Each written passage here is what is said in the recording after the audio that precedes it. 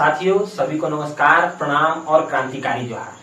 साथियों हम सब देखें तो इस कोरोना महामारी के दौर में जहां एक ओर भारत भारी अकाल और मंदी से जूझ रहा है, हर क्षेत्र में देखें तो लगातार पीछे की ओर जो हम सब जा रहे हैं। इस बीच एक पार्टी का अगर विस्तार हो रहा है और एक पार्टी की लगातार उपलब्धियां बटोरी जा रही है, कहें तो उन्हें लगातार कार्यालयों के माध्यम से या लगातार फायदे जो लाभ पहुंच रहा है, वो केवल एक पार्टी है, भारतीय जनता पार्टी। साथियों आपका हमारे चैनल यूट्यूब सोशलिस्ट चंदन ठाकुर में स्वागत है। साथियों आज हम बात करेंगे कि किस प्रकार पूरे भारत में इस कोरोना महामारी के दौर में जहां आम जनमानस अनाज के लिए त्रस्त है, आम जनमानस भूख से तड़प रही है, कहीं लोगों को रहने की उचित व्यवस्था नहीं हो पा रही है, कहें तो वर्तमान समय में सरकारी विद्यालयों में, सामुदायिक भवनों में, या कहें तो इस प्रकार से छोटे छोटे जगहों पर क्वारंटाइन सेंटर बनाकर लोगों को वहां रखा जा रहा है। उनकी बीमारियों का इलाज हेतु प्रत्येक सरकार प्रयासरत है, या कहें तो किसी भी क्षेत्र की सरकार हो। लेकिन इन तमाम चीजों के बीच अगर देखें कोरोना महामारी के दौर में हर चीज बैकफुट की ओर जा रहा है, हर चीज पीछे की ओर बढ़ रहा है। लेकिन इसी बीच एक पार्टी का लगातार विस्तार होता जा रहा है और यह पार्टी है भारतीय जनता पार्टी।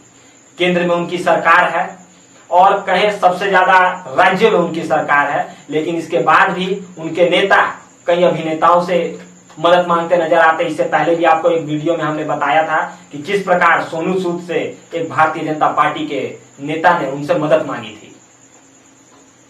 इस बीच जो भारतीय जनता पार्टी के राष्ट्रीय अध्यक्ष जेपी नड्डा जी हैं, वो लगातार ये बातें कर रहे हैं कि 590 कार्यालय पूरे भारत में खोले जाएंगे। इस महामारी के दौर में ये कैसी विडंबना की बात है और कितनी चिंतन की बात है कि जहां महामारी से लोग जूझ रहे हैं, वहां बीजेपी अपने कार्यालयों के लिए लगातार जमीन खरीद रही है। कार्यालय बनाकर किस चीज का प्रदर्शन करना चाहती है, अब तक लोगों के समझ में नहीं आ रहा है।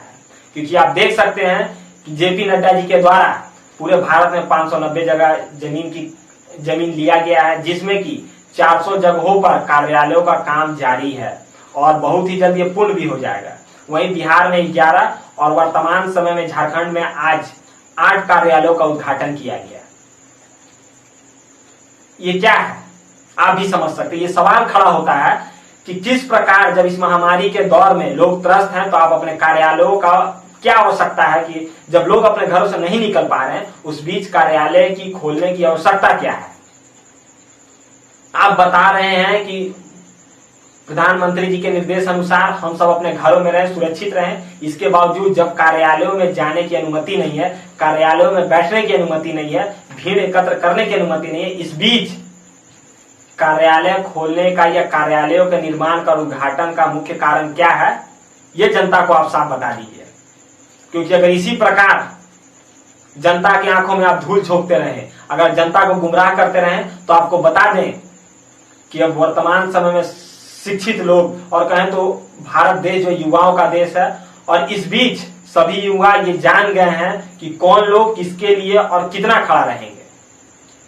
तो ये बात छुपेगी नहीं और ये सवाल खड़ा होगा, और ये आम जनता का सवाल है। ये जनता सवाल करेगी कि इतने पैसे वर्तमान समय में आ कहां से रहे हैं कि आप लगातार लगभग 550-600 जगहों के बीच कार्यालयों का शिलान्यास करवा रहे, उद्घाटन करवा रहे हैं, और कार्यालय भी बड़ा एक अच्छी संरचना का बन रहा है।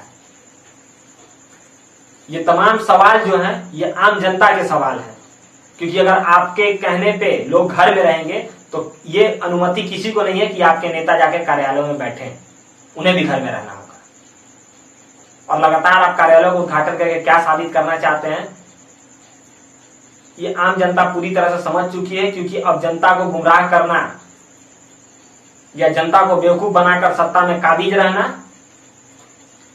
अब वर्तमान समय में संभव नहीं है। क्योंकि इस महामारी के दौर में लोगों ने देख लिया, और झारखंड में लगातार कई बार मुख्यमंत्री हेमंत सोरेन जी के द्वारा अपने ही जीएसटी के पैसे लगातार मांगने पर भी उन्हें नहीं दिया जा रहा था, और वो पैसे नहीं देने के बाद भी आप केंद्र में एक गार्जियन के रूप में बैठे हुए हैं। आपको देखना था कि एक अभिभावक होने के नाते अगर झारखंड प्रदेश भारत के अंदर आता है, यहाँ के लोग आपके अपने हैं, क्योंकि यहाँ से भी आपके 25 विधायक वर्तमान समय में बैठे हैं विधानसभा में। उन 25 विधायकों को देखकर झारखंड के लिए आप जो फंड था वो भेज सकते थे, लेकिन ऐसा नहीं किया गया और इस बीच आप कार्यालयों को उद्घाटन करवा रहे हैं। खैर, जनता देख रही है और जनता सवाल करेगी। इन्हीं शब्दों के साथ साथियों मैं पुनः आपसे विदा लेता हूं और हमारे चैनल पे आप लगातार जुड़े रहें। वीडियो अगर अच्छा लगा तो लाइक करें, हमारे चैनल को सब्सक्राइब करें। धन्यवाद।